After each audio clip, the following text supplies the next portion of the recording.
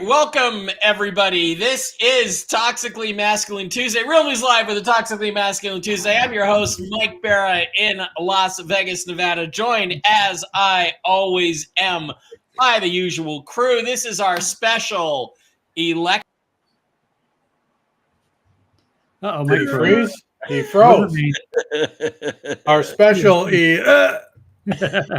Aries back. He's nope. Back. Cox Cable in Las Vegas. Yeah, they haven't improved it in 20 years. Cox Cable. This is our special election preview episode. Next week we'll be live streaming, I think, pretty much the entire night from the moment the polls close. And I hope I don't end up as frustrated as I did in 2020 with all the cheating and shit that's going on. Anyway, I'm joined once again by the usual crew, the four Toxically Masculine guys. Brian, I think, will be joining us next week as well. Everybody's going to be welcome. Maybe we'll even have some special guests. Maybe we'll have some special guests pop in, but we're all going to sort of come and go as the evening goes on.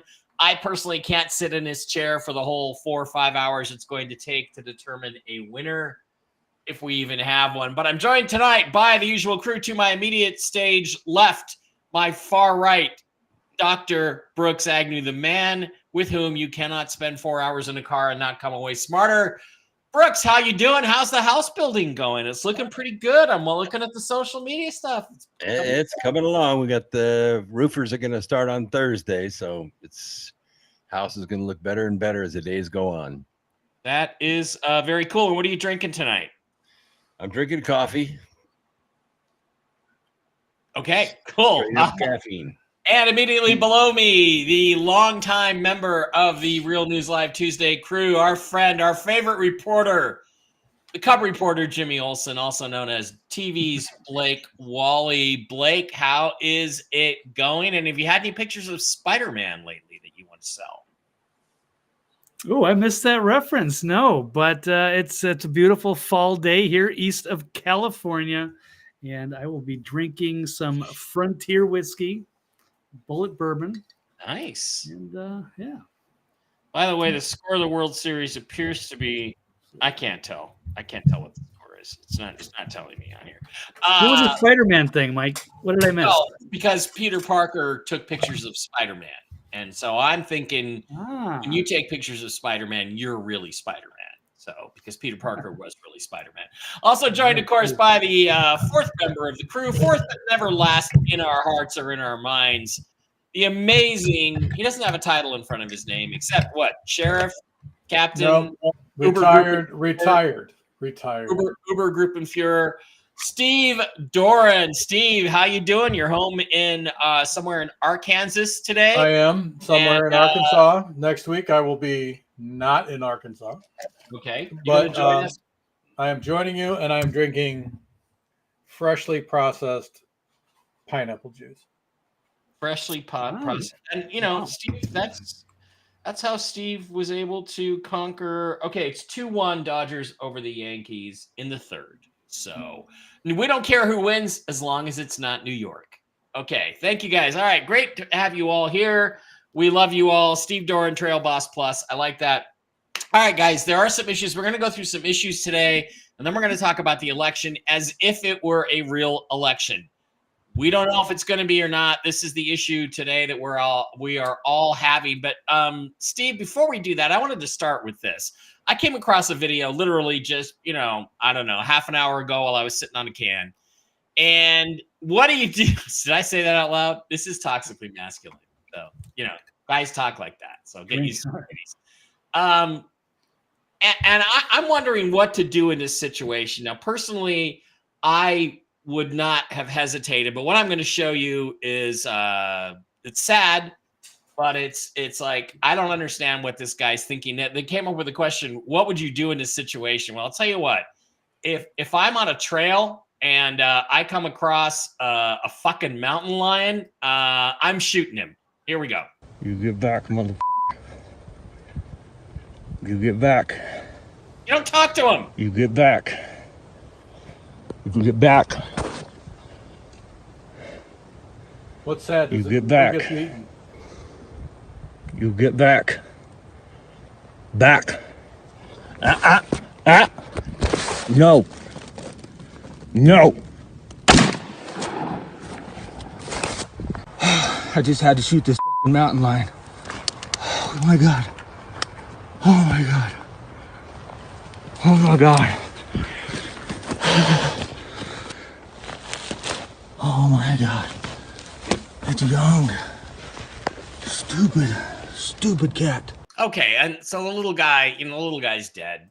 Let's not go over it. He shot him in the face. Steve, we were just talking about gun safety a second ago before the show started. You don't sit there and say, "Get back, kitty." You just got to. He's a mountain lion. He could have shot at the feet of the thing, and it would have taken off. It's true. Could have shot a warning shot. He had no reason to shoot it. It stopped. I can show you pictures, for next show, whatever, where I literally walked through the bushes. I was filming the trail boss. Actually walked through the bushes, and there is a roaring mountain lion ready to kill me. And I didn't have to shoot it. I just shot literally in the front of me, and it took off. So whenever you're confronted by something like that, you can make loud noises, telling it, it's not a house cat, right? So you want to be dominant. You want to be bigger than it is. So he could have made much more noise. He could have shot in front of it. There was no reason for him to shoot that cat. In my opinion, if you notice the camera cut, he just wanted to shoot it. Yeah. Well, that's just sad. But, so again, I have no problem. I have no problem. I'm a hunter. I'm a fisherman. I have no problem harvesting animals, but I don't kill them just to kill them. Yeah.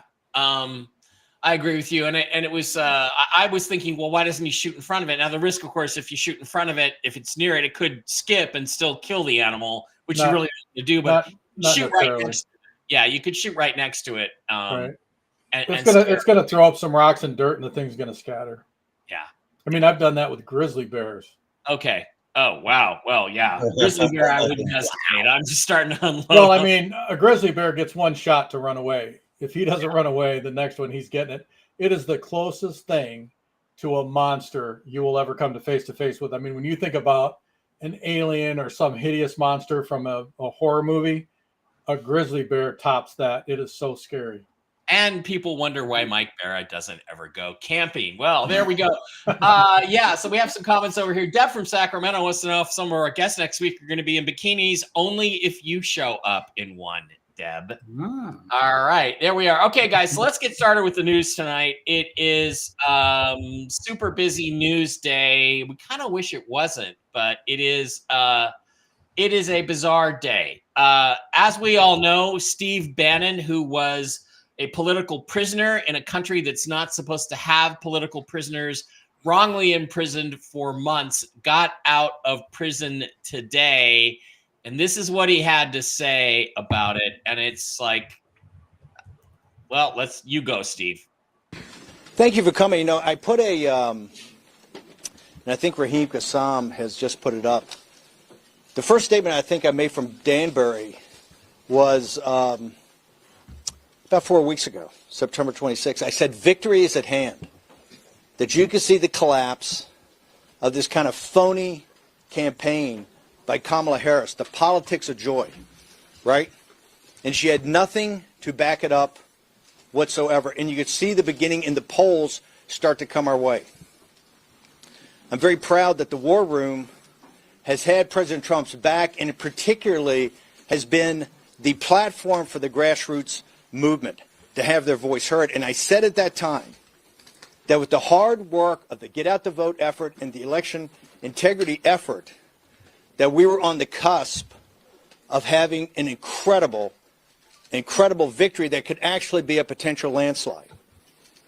Now we come to today, and I'm finally out of being a political prisoner by the Merrick Garland, Kamala Harris, Nancy Pelosi regime. Okay, for standing up for my political beliefs against an illegitimate committee in the House that did not have a ranking member and did not have minority counsel. Thank you for coming. Okay, and then he went on to say, basically, screw you guys. They understand they can't beat us at the ballot box. We're going to have a reprise of 2020 where they're going to try to do everything humanly possible to nullify Trump's election and delegitimize his second term. And I can tell you right now that the working class people in this country, the middle class people in this country that support Donald John Trump are not going to let that happen. They understand they can't be. Okay, gentlemen, nothing really has made me more furious probably than this, the Peter Navarro thing, although he simped out a little bit on the Puerto Rico joke. But nothing has made me more furious than this conduct over the last 4 years. And every single person involved with what's happened to Peter Navarro and Steve Bannon should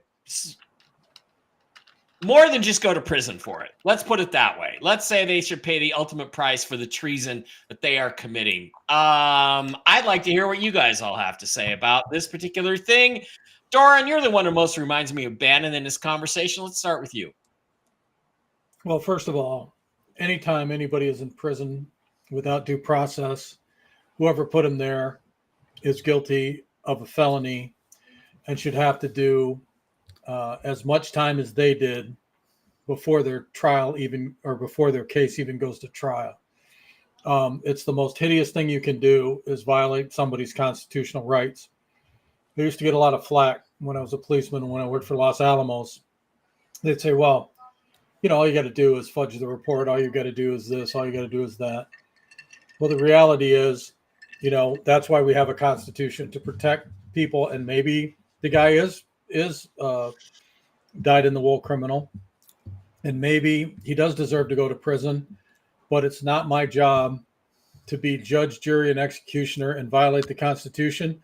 If I can't get him today, I'll get him tomorrow, or maybe I'll get him the next day. And anybody who does that, in my opinion, is the worst type of filth on this planet. And they need to be prosecuted to the fullest extent of the law, and they need to reap what they sow. In fact, hanging is too good for them. And that is these judges, these prosecutors, they've all committed treason. In my opinion, and that is the ultimate price for treason. Blake, am I being a little excitable about this, or is this really the most serious violation of civil and human rights this country has ever seen by this illegitimate fascist regime called the Biden-Harris administration? Yeah, it very well could be. So it's worth investigating. So I'm not saying they are, but they need to be looked at because this, and he's absolutely right. I'm happy he's free. It's just the contempt of this discredited investigation. J6, it was a politically weaponized show trial. Everybody knows it. They were just going to get him no matter what. So he got out of there. They held him in contempt, and it was ridiculous. So I'm glad he's out, especially right before the election. He's extra motivated. And if Trump wins, it's turnabout is fair play. So they've had their opportunity. They've been in power, and they tried to go after everybody, even while during Trump's first term, of course, as well. But at some point, the pendulum's got to swing the other way. And they might need to lawyer up because they can't allow this stuff. They've made a mockery of our system. So there has to be some accountability for that. So lawyer up.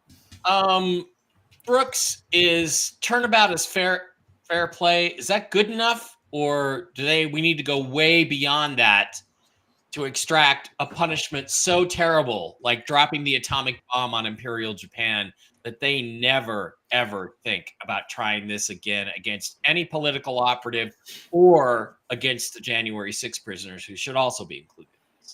Well, this is the employment of men in black robes with their little wooden mallets.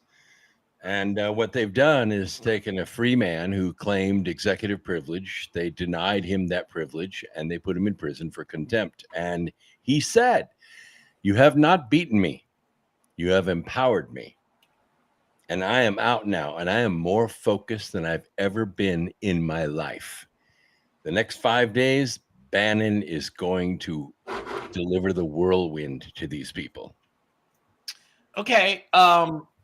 Whether that's sufficient enough, we shall. I mean, we live in a country where we shouldn't be afraid to speak our mind, right? We have the freedom of speech. We live in a country where we should be allowed to go anywhere within the confines of this country and say what we want and do what we want and live free and pursue our own happiness as long as we're not hurting anyone else. And when you have, situations like this, or you have, cities like Dearborn that were taken over by Muslims who imprisoned Baptist preachers for walking down the street for over a year without process, for wearing a cross, which they found offensive. Those people need to be jailed. They need to be. Well, they just need to be sent back to their country. Well, they need to be sent back to their country. But I'm saying that the people that put him there is, and not only that, I blame, and this was back when they had a Republican governor. Why didn't their city charter get pulled? Why didn't the state step in? That's what I'm saying. The whole system is corrupt. Because Republicans are even more corrupt than Democrats because they hide. They pretend to be constitutionalists and they're not. Yeah, and that's why we need to get away from this two-party system. Right. Where we have a constitutionalist party and where we can go after, one of the things that upsets me greatly is, these guys come out during an election year and they're going to follow the Constitution and they're, former members of the military, blah, blah, blah, blah, blah. And then the Build Back Better thing comes out and they're promised $2.5 million in their pocket, tax-free, when that thing passes for their own personal security. And the first thing they do is vote for that bullshit. And those guys need to be jailed because they went against what the people who elected them to do wanted them to do. So they need to be ousted and jailed because, in my opinion, they have committed fraud and ripped off the American people. Yeah, and here's the thing, too. The judges that ruled he did not have executive privilege when he obviously did need to be removed from office and sent to prison for longer, like twice as long as Steve Bannon had to go to prison. And not, and I'm talking federal pound me in the ass prison, too. I'm not talking about, let's put him in Camp Cupcake. Let's put him in federal pound me in the ass prison for 6 months and see how they're going to rule. General population. They are traitors. These judges, these prosecutors, all these Democrats violating their oaths, violating the law. This is treason. This is not anything you can say, this is political gamesmanship. Not when you're talking about the kinds of conduct that has taken place in the last 4 years. And the retribution for it needs to be far more than decimation. It has to be a lot worse than that. So I'm just like, there can be no mercy. No, I agree. I 100% agree. There is nothing more frustrating and makes me, I literally get so furious. I can't even think about it, as people just speaking their mind, being treated like criminals, parents, being treated like terrorists because they talk in front of the CIA or because they talk in front of the school board. That type of stuff. Those people, you want to see them publicly hanged and whipped. Yeah. Well, I want more than that. That's not good enough. And I know we can start with that and then move forward. Did you see Bill Barr strapped into his seat on a C-130 with an open bay ready to eject him? Yeah, that video is several years old. That's back when he was Attorney General, so that's 5 or 6 years old. And I think he was flying somewhere on a military flight. They stuck him in the back seat, so that's not really anything. And my God, what a crater that fucker would make if he hit the ground. So I think we would know. It would have been registered on seismometers all over the world. Would have registered on the seismometers on the moon if Bill Barr had splattered on the ground. So we know they didn't throw him out of that. All right. In addition to that, Donald Trump held a rally in Madison Square Garden in New York, according to Tony Saruga, who actually tracks cell phone data. Like, for instance, today, we're going to talk about this in a second, Kamswala had a rally on the White House, or on the mall in Washington, D.C., and we're going to play a clip from that. And virtually 2/3 of her supporters were people that have gone to all of her rallies and have been bussed in from other states, including the substantial number from Georgia. So they still have the big vote fraud thing going on in Georgia. Donald Trump had 94,000 organic New Yorkers in and around Madison Square Garden on, what was it, Tuesday night. And of course, they're trying to make a big deal out of some Puerto Rican joke that somebody made at Madison Square Garden. But of course, the Democrats are down to the point now, and this shows desperation. We'll talk about the desperation here in a little bit. They're down to desperate tactics. They're back to the Nazi thing again. Meanwhile, Donald Trump actually has, you know how Trump is winning is he's pulled out the actual, let me show you real quick. Pulled out. By the way, 47% of those attendees, it was their first Trump rally. Yeah. Wow. We know Trump is winning because he pulled out the hard stuff. He's drinking the real Coke. No longer the Diet Coke. They called him they said it was a Nazi rally and it was full of Jews. Yeah, it was a Nazi rally full of Jews, but because it was in the same building as there was a Nazi rally in like 1938 or 39. Completely different building, 20 blocks away. And by the way, the Democrats had their national convention in that same building twice. But, hey, who cares as long as the narrative. Meanwhile, Kamswala is going full Nazi on the mall tonight in Washington, D.C. This shows how desperate and pathetic they have become. Look, we know who Donald Trump is. He is the person who stood at this very spot nearly 4 years ago and sent an armed mob to the United States Capitol to overturn the will of the people in a free and fair election. Yeah. All I have to say to Kamswala Harris, actually, all I have to say to Kamswala on this is, Kamswala, see you next Tuesday. See you next Tuesday. Well, that crowd, the noise that they were, I think they amplified the noise of the crowd because there weren't that many people there. There wasn't much noise. TV's Blake Wally and Dr. Brooks Agnew, you were at that rally on that spot, if I recall. Blake, let's start with you and then go to Brooks. What did you see here? Did Donald Trump send an armed mob to the Capitol to invade the Capitol, or was that a bunch of feds shooting at peaceful protesters?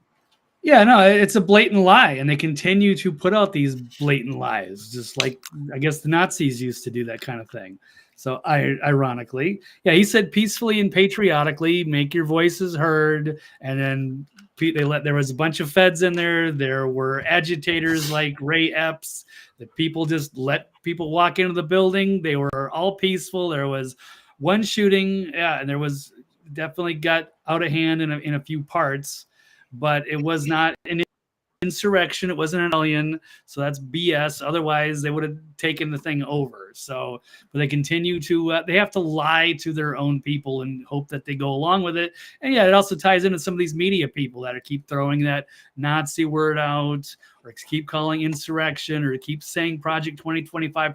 All of those people need to be held accountable, and they need to expose all the, the Project Mockingbird. If these people are actually intelligence assets, that all needs to be exposed as well. They need to do another investigation of J6 on that committee and everything going on, and they have to rewrite the history. They cannot let them get away with all of these brazen lies.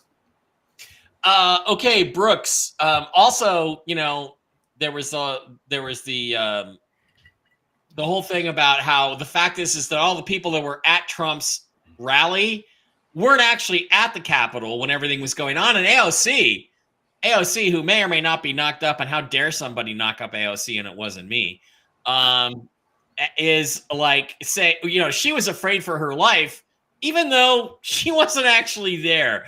How many lies can they tell about this? And does anybody seriously think people give a shit about January 6th besides the media? All I can tell you is I was there with a million of my friends, and we were singing songs and cheering and happy, and met all kinds of people from all over the country. There was a convoy 70 miles long that brought people there. We were all unarmed. We were all happy. We were all patriotic. The reason we were there is because we wanted to show Congress that we saw what you did. We saw what you did. And we were there so that on the chance that Mike Pence looked out the window and saw 1 million people outside, he would do the right thing and allow the state legislators to come forward and say something went wrong with our election. Arizona was the first. It was already happening. The letter of protest had already been submitted. They needed to go back to their state, figure out what went wrong with their election, because there was a lot of problems, a lot of law violation that happened in that election. And they wanted to take another look at it because the legislators knew something was wrong.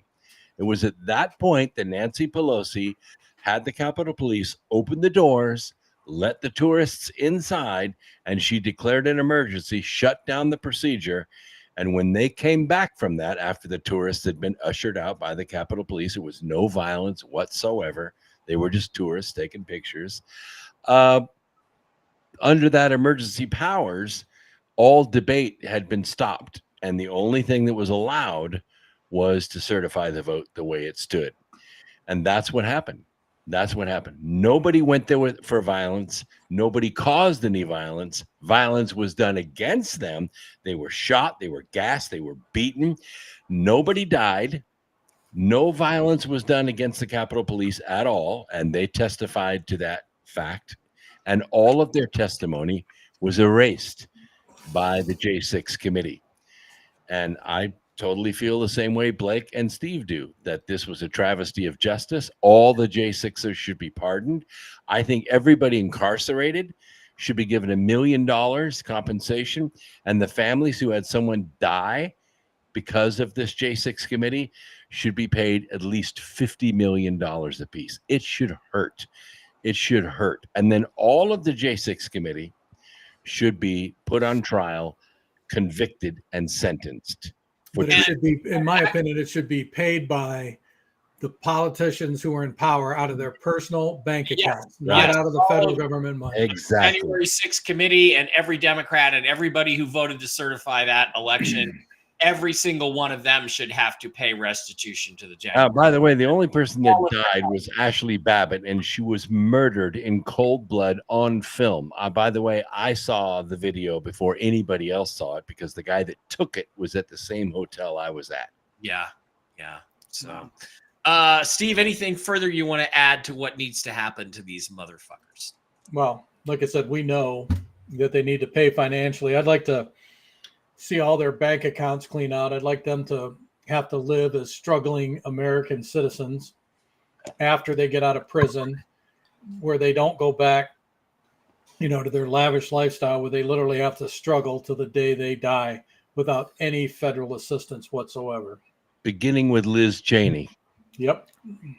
Oh yeah, Liz and her boyfriend, Father Dick, need to have a nice padded cell in Gitmo. Actually, no padding. Let's just give them concrete floors to sleep on. All right, guys. Again, you can feel the pure joy coming from the desperate and pathetic Kamala Harris campaign today because Joe Biden followed up with it. Joe went out and gave a speech in New York talking about how he would like to, what did he say exactly? Oh, drown Donald Trump. Including, yes, Puerto Rico.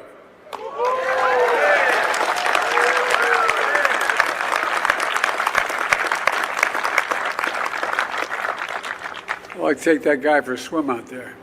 Anyway, including, yes, Puerto Rico. Okay, so then he went on to By the way, Puerto Rico is a floating pile of garbage. Everyone knows it. I think it was a documentary, not a joke. Yeah, it's a documentary, not a joke. What happened? Then he went on to basically call all of Trump's supporters garbage. So, as a piece of garbage, I would like to say, Joe, we really can't wait for you to publicly assume room temperature, whatever the hell you are. I mean, I don't know if this is really Joe Biden or not. Any thoughts on this, gentlemen, in terms of a sign of desperation? We're going to get into the details of what's going on in the political race as it stands now. But isn't this pathetic rhetoric just a sign of the fact that their internal polls are telling them they are losing badly? Brooks? Well, Google, if you want to, Google Trump rally. Google it. What you're going to find in the first page is that guy's jokes. That's all you're going to see is all the negative press about that guy's humor, which, by the way, was kind of benign compared to Don Rickles or any of the other politicians that were horrible, or comedians that were horrible. I hated to listen to him. I thought the guy was pretty funny. I thought he made some very good points. Yeah. And it's not working because Puerto Ricans are bouncing back. Now, we also hear Bill Clinton is now getting a little bit worried that something may be happening if Donald Trump wins. Here we go. And he keeps talking about how he wants to get even and may have to call out the military on our own people. The danger within. I suppose that includes me. It does include you, Bill. It does include you. I mean, basically, he's asserted the right to go after anybody that he thinks, in his wisdom, is a threat. Right? You sign the oath says you promise to preserve, protect, and defend the Constitution against all enemies, foreign and domestic. And he said, I think I'll start with domestic. Bring me the army. Makes sense to me. Now, What an effing hypocrite. I used to like President Clinton. I once said only he and Ronald Reagan were the great presidents since World War II. But I've had a change of heart, and I think he needs to go away for a long time.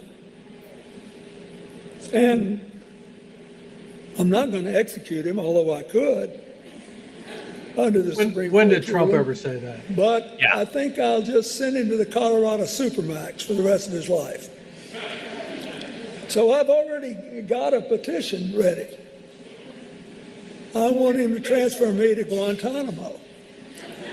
Because when you're 78, you're a lot more worried about it being too cold than being too hot.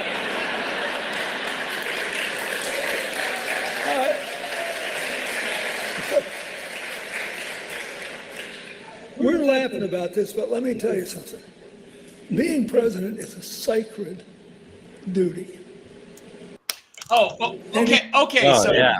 okay. Wait a minute. Wait. So, okay. So, really, it's Trump we have to worry about doing that. Really. Right. 5240.01, giving the Pentagon power for the first time in history to use lethal force to kill Americans on U.S. soil who protest government policies. What are they expecting? 5250.01, sounds right? Is that what it is? Sorry. Did I tell you what it is? I'm sorry. 5240.01. DOD directive. This is from RFK Jr. Posted this on Twitter, and I'm finding out about it because people are blowing me up about it. That's fucking terrifying. That is a terrifying thing to push through for the first time in U.S. history, giving the military the ability to shoot and kill American citizens. That's crazy too. It's interesting because with the Smith-Mundt Modernization Act and stuff like that, it's almost like they kind of, in a weird way, just make it legal what they're already doing. What is that? The Smith Modernization Act? The Smith Modernization. Okay, so the reality is, and this is Joe Rogan. It's not from the Trump interview, but Trump did do the interview with him. It's from the Joe Rogan podcast. This is a real executive order. So it's the Democrats that are now trying to authorize the military to shoot at Americans. The question is, will this woke simp military do it, Steve? And if they do, how should the American people respond is the question. Well, first of all, once they decide, whoever it is, on an individual basis, because there'll be a lot of them who, based on their oath and their dedication to this country, will not fire on American citizens. They will refuse. But the ones that do, the ones that follow the order, will be their treason toward the American people will be met with greater force than they've ever seen in any war on this planet throughout history. Because there are more armed citizens than members of the military and police in this country, and they will not tolerate it. In fact, if you're wearing a military uniform, you will automatically become a target.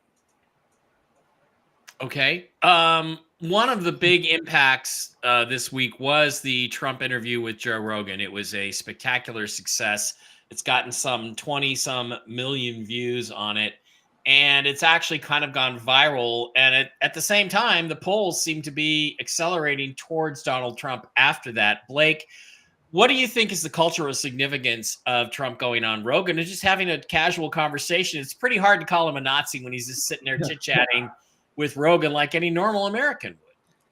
Yeah, it's absolutely massive. And it can, reach people that wouldn't otherwise find positive news coverage of Donald Trump on their stations. And they're probably not going to tune into Fox, for example. But Joe Rogan is obviously a huge deal, and that kind of transcends people on both sides, although the real hardcore leftists don't like him no matter what. But yeah, no, it's a great time to see that he's a regular guy. He's not the monster that the media tries to portray him as. This great, Nazi destroying democracy or whatever it is. Right. And then, of course, their own candidate wouldn't have no chance of being able to pull off a similar feat and just being like a normal, regular American that can relate to everybody and is like a cool, chill person who can have a good conversation with Joe Rogan. And that would be such a good environment for that, because he's not, openly hostile. He genuinely wants to, hear what you hear about these people and what they do, or, what kind of policy she had. He would ask regular questions, but they tried to make it so Kamala was going to do the interview with Rogan, but it was going to be on her terms. And they were trying to force Rogan to come to her, and it would only be for an hour. Like, he's supposed to go out of his way to accommodate her, because that's the only way they can kind of control that environment. And they got to have her people around. They can't put her on that show. They have too much to lose, and they know she can't handle it. Yeah. So, crazy. Yeah, and basically Rogan told her to go chase a rolling donut. Just to show you how viral this is. This is a meme that went out from a girl. This is hilarious.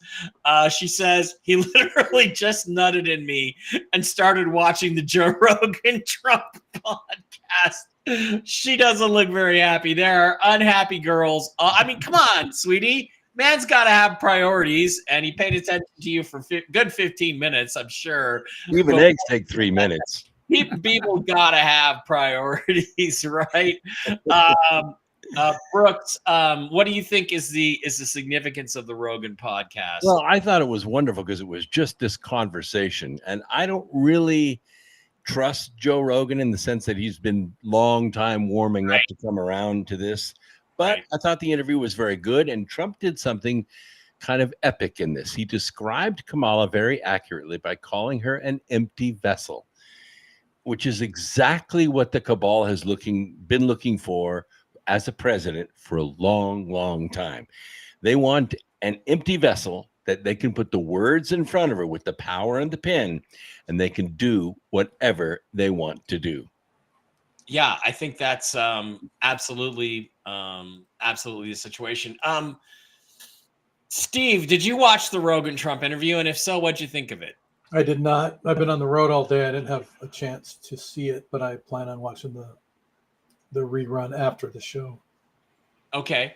I'm looking for, hang on a second. Everybody here needs to just hang on. Bear with me for a second. I am looking for the next thing. Of course, Trump last week had another epic moment. We talked about it last week where he went to work at McDonald's because Kamala has never worked there. But guess what? This week they tried to say her people put out a picture. Oh, stick it in your ear, MAGA. She used to work at McDonald's.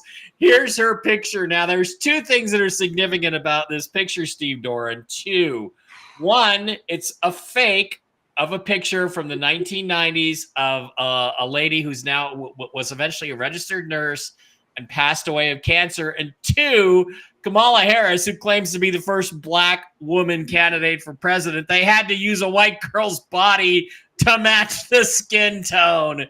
What do you think about that, Steve?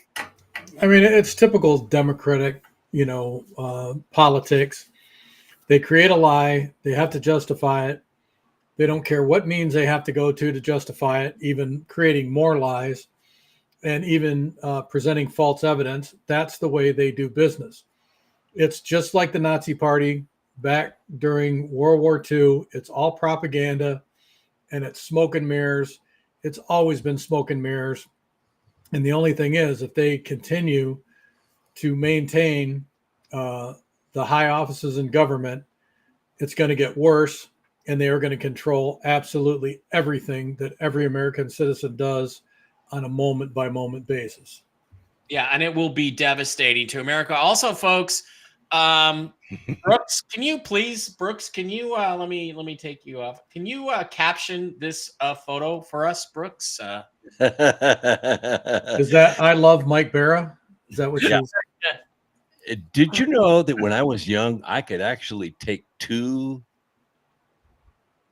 bananas? No, I don't want to know that, Brooks. I really don't want to know that. Well, I'm just captioning the picture. That's the caption. Okay, caption this picture. All right, guys. Another thing I want to get on to is guess what happened today in Pennsylvania? The Democrats are desperately, by the way, there's another See You Next Tuesday, Victoria Newland, talking about going after Elon Musk. Guess what happened in Pennsylvania? And they are ending the line. It's 2:41, and they are trying to block. It's 2:41, and they are ending the line. No more early voting for you. Even though it's supposed to be open till 5 o'clock. By the way, these guys are armed, and they're wearing body armor. Yeah. It's 2:41. And the other thing is, I mean, they are committing a treasonous act. Yep. And there's more video up here. Excuse me. Didn't they know there would be people in the line as citizen reporters with their cell phones streaming them, shutting off the vote? Quakertown, Pennsylvania, early voting line was cut at 1:45. Why? Because the early vote is overwhelmingly for Donald Trump. Right. So they're trying to cut it off. Here's this is just a picture, this piece of shit here. Let's watch this one.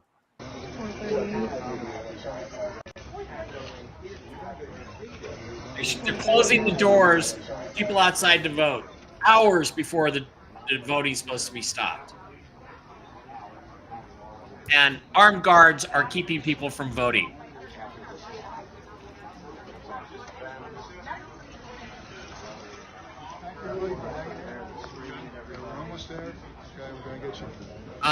Unbelievable. Okay, I can't believe, I mean, honestly, if these individuals, I don't know who they are, but if they took an oath, okay, whether, as a police officer, I have no idea how in the world that they justify in their own mind to commit these crimes against the American people.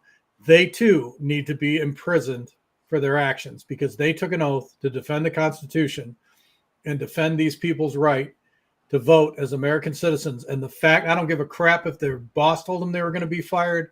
I don't give a crap if they were told they were going to lose their pension. It doesn't matter. There is absolutely no reason. These guys are pieces of filth. They deserve the worst that society has to offer. And I hope after this is all over that every damn one of them loses their job. They can never work again, and they have to live in the freaking streets. I hate people like that with a passion. I mean, if I was there, I'm telling you, I would have lost it, and you would have seen some really nasty stuff on national television. It's bad enough when political operatives do that. It's worse when people who are supposed to be upholding the law abuse and there is no excuse. A lot of them will go, well, they threatened to take my job. They threatened to fire me. So what? Let them fire you then. Yeah. And guess what? All the SS officers were just following orders. Yeah, just following orders. Laura in the chat room nailed it. Somebody should have started their camera and said, who gave you these orders? Who do you work for? Yep. Why are you they're not even us from voting? It says public safety or something on the back. And it doesn't, it doesn't tell what department they work for, where they came from. I'd be like, who is your boss? Who do you report to? How dare you interfere with my ability? And let me tell you something. If they tried to take me down or pull the gun on me, it wouldn't have been pretty, because the reality is they have absolutely no authority, zero freaking authority to stop you from voting or interfere with your ability to vote. And I would have been asking a bazillion questions and getting right in their face and going, touch me. I dare you. Well, and there's also more to it. There are actually, let me see if I can find a picture of this. There are Democrat operatives. Let me go to Poso. He probably has it. There are Democrat operatives who are actually political that are walking around with fake IDs. Let me see if I can look this up. There are fake IDs and telling people that they are election protectors. There's a picture of it. I don't know. I can't find it. It was there earlier. Now, these are the armed guys who are saying they're election protectors? No, they're, These people have badges on that say that they're poll workers. It looks official, and they're telling people to go away. Come back into the day. Go away. Yeah. Let me see if I can find it. Also, the death penalty for them. It's time to start serving some subpoenas. We'll see where that goes, and hopefully they will rat out who. I can think Laura Trump and her 5,000 attorneys. They're all over this. I promise you. Well, they should be. They better be, because they haven't been so far. Where is it? Dang it! I was positive I had it in my queue, ready to go, but apparently I do not. Okay, so we're going to flip over to another issue, guys. I want to show you a little clip that's been enhanced from a certain incident that took place here in Las Vegas back in May of this year.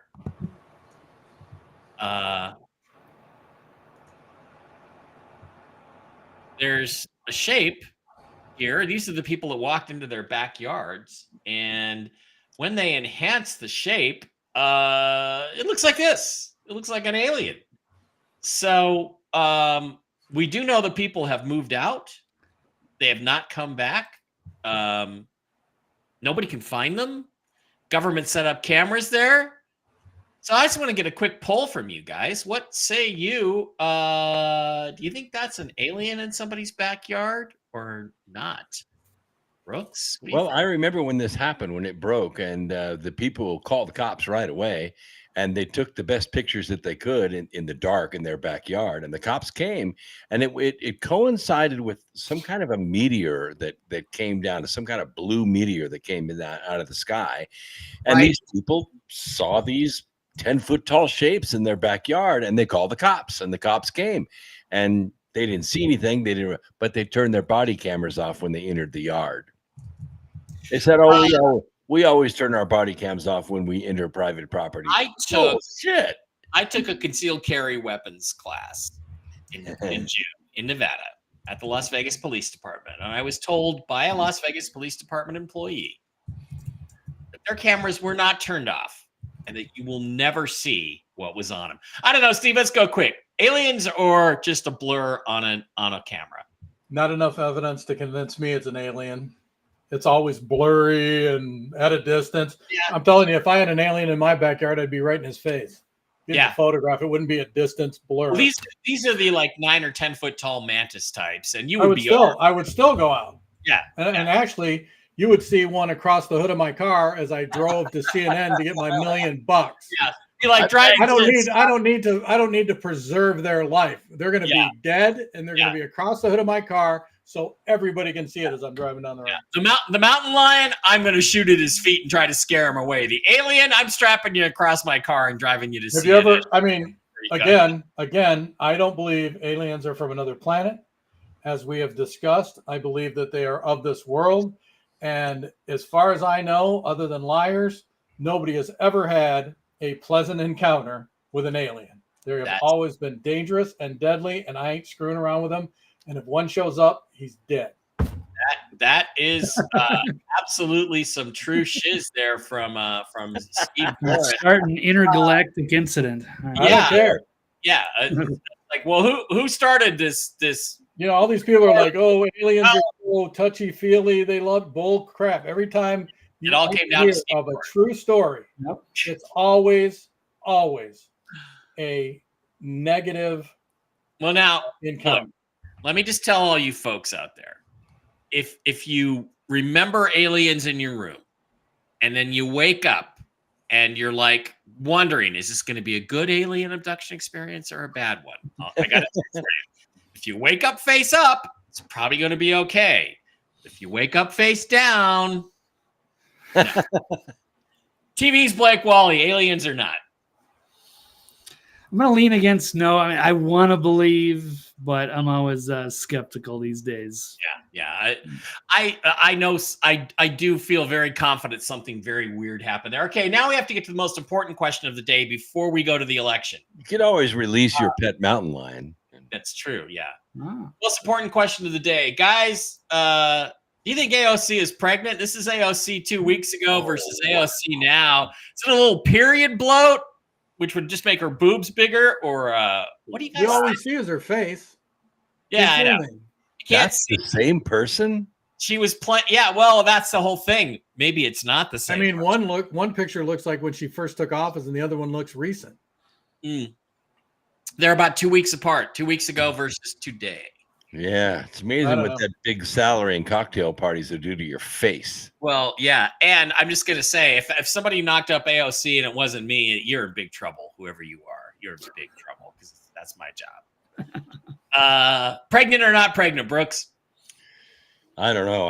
That to me looks like a drug-induced bloat. I've seen it a dozen times. People get hooked on this stuff and it just bloats their bodies. I'm just saying period bloat. That's 2 for bloat. Steve, what do you think? Pregnant or not pregnant? Not pregnant. Not pregnant. Not pregnant. Too much partying, baby. Too much partying. Blake, what do you think? All right, I'm going to go with the group. I'll say not pregnant. Not pregnant. That would be a great story. The funny thing about this is the second shot is when she was online doing a live stream with Tim Waltz.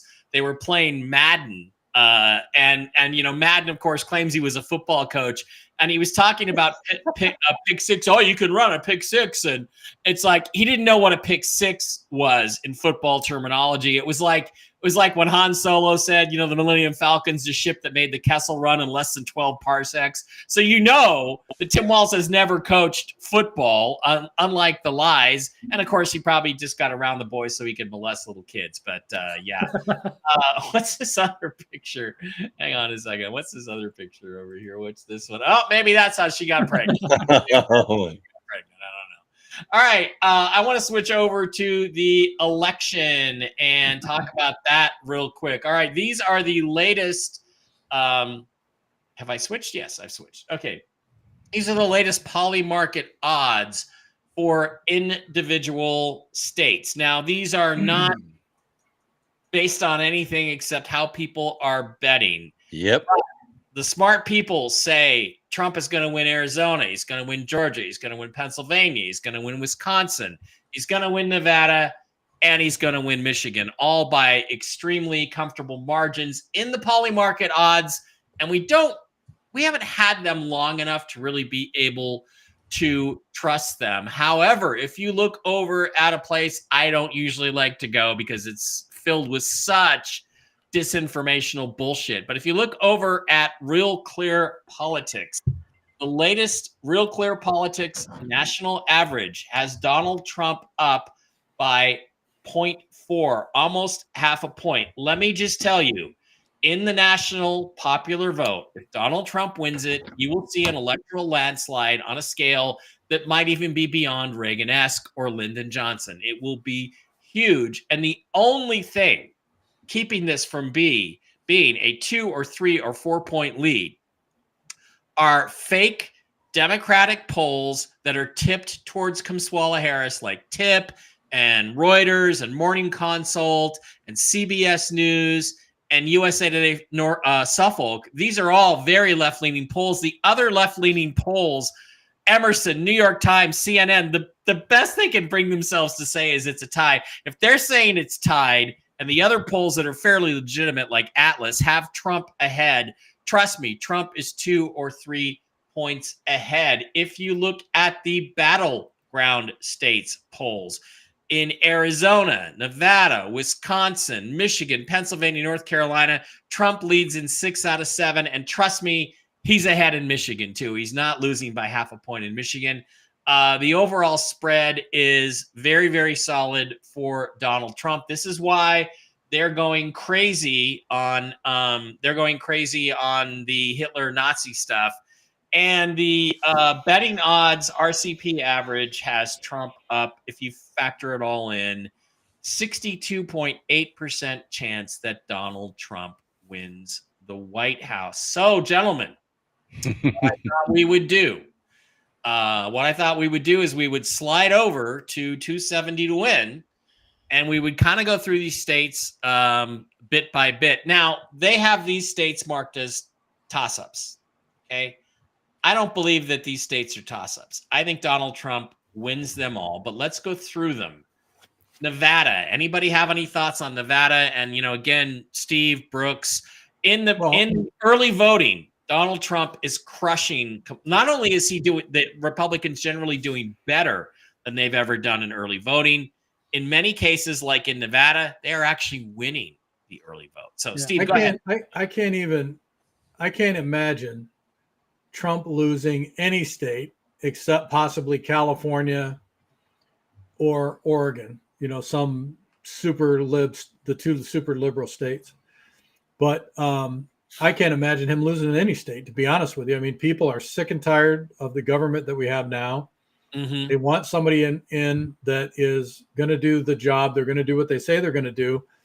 I don't see how he's going to lose any state, to be honest. I haven't seen anything to show that he's behind, right? Even in the total blue states, right?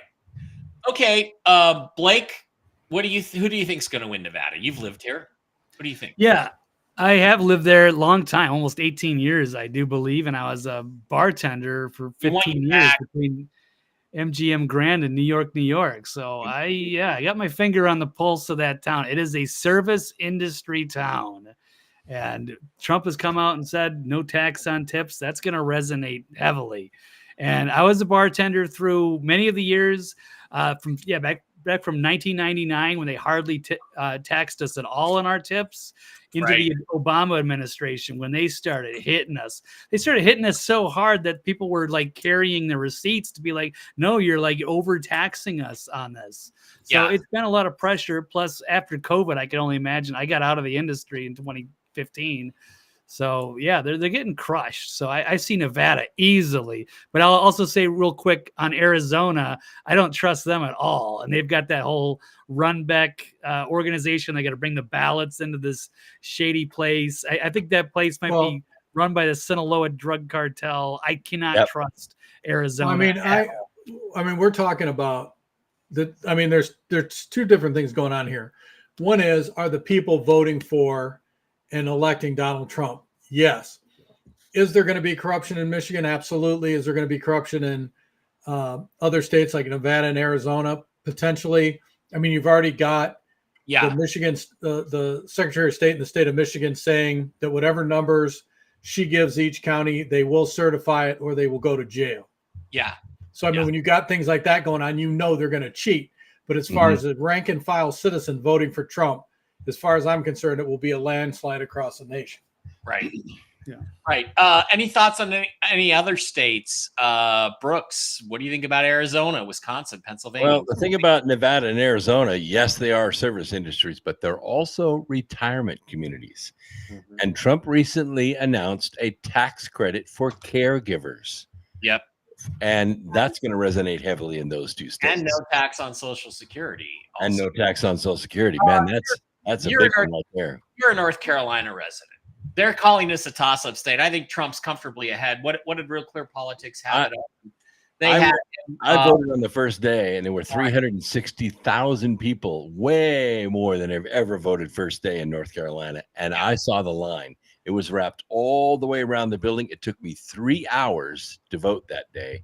There was one Kamala supporter in that line. The rest were all Trump voters, and that's the way it is statewide. Okay, so I think we're going to put North Carolina in Trump's column. That leaves him only 18 electoral votes away from winning. Anybody have any thoughts on Georgia? I realize Kamswala's putting a lot of people, busting a lot of people up from there. But if you go back to the battleground states poll, I believe Georgia is a 2.4 point lead. That's actually pretty big, especially when you consider that almost always what happens is that the late deciders swing to the challenger. So I'm gonna go with Georgia fairly comfortably in the Trump column. Well, the one thing that's happened, Georgia is Atlanta. Okay, that's the truth. And if you look at what the rappers have done, the singers have done, the stars have done, all these street interviews have done, giving away MAGA hats on the street, the black community is solid behind Trump. That is in spite of it. Pennsylvania, Michigan, Wisconsin. Anybody have any guesses about those? Any thoughts? Michigan will cheat. There's no doubt. I agree. Jocelyn Benson and Whitmer, they're definitely going to fix that. Yeah. And they had like 7,000 sworn affidavits last time in 2020, and I don't know if any of that evidence was brought out. It's dirty. Never was. Pennsylvania is trending Trump. Let me just double check. And we know that they are cheating now. As we speak, they're cheating. We just saw it. We just saw it. And the reason they're doing it is because Pennsylvania, Trump is winning 33% of the black vote, and he's winning like 80% of the vote under 25. Mm-hmm. They didn't think he would resonate with young people, but he is. And the Democrats are scared to death. All right, let me reset this, and I want to put a scenario past you guys. I think we talked about this at the end of the show. I want to just get an evaluation from you on how logical this might be to you. Because of the fact that they have limited resources to cheat, they are focusing on Georgia, which I think will fail, Pennsylvania, Michigan, and Wisconsin, the blue wall, and they're focusing on Arizona. That's what they are trying to do. That's who they're trying, how they're trying to pull it off. So let's just say that they are able to cheat and they get away with it in those states. But what they might not be paying attention to is what's going on in other states. Like Virginia. So Trump wins Georgia, Trump wins North Carolina, Trump wins Nevada. What if he flips Virginia? If he flips Virginia, well, the Democrats know they're in trouble because here in North Carolina, there are tons of Kamala workers, hence this mail that I got. But they've pulled them back and they've moved them to Virginia. They know Virginia's in play. They've moved them and their ad money to Virginia because they are losing Virginia. I'll tell you another state they're losing right now is actually New Hampshire. And again, if she loses Virginia, she can't win the presidency. If she loses New Hampshire, she can't win the presidency. Trump is going to New Mexico. He's not doing this for no reason. He has a chance at New Mexico. And guys, 5 electoral votes there, 5. He has a puncher's chance in Colorado and in Washington. And he's, I believe, going to win Minnesota because they can only focus the fraud on so many states. So you could get a bizarre electoral map that looks something like this. So I think the key next week. And don't forget about New York. I think New York is pink. Look what happened in Times Square. New York is potentially heading there. You've also got Maine, which is up for grabs. So what happens if Maine goes to Trump? And don't forget about Coachella, California. Right. So I mean, again, I think the key thing to watch early on next week, and we'll talk about this, is Virginia and New Hampshire, because I think those states could fall. They will probably do their damnedest to delay calling those states as long as possible. But if they're not Bear calls them with only 3% of the vote in. Exactly. But if they're not able, like they did with Arizona, if they're not able to manufacture enough fraud in those states because they're focused on other states, then I think Trump could win. So, and he could win. He could win. They could basically say, well, he's going to win by 5 o'clock in the afternoon Pacific time, by 8 o'clock Eastern time, because they could say, well, look, he's won Virginia and he's won New Hampshire and he's leading in Maine and he's actually close enough that he could possibly win New York.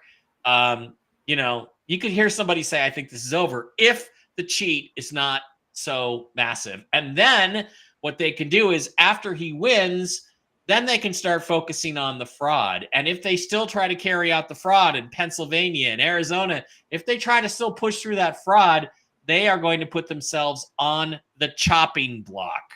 All the people that are involved there. So I don't know what's going to happen. I'm saying that's a reasonable scenario.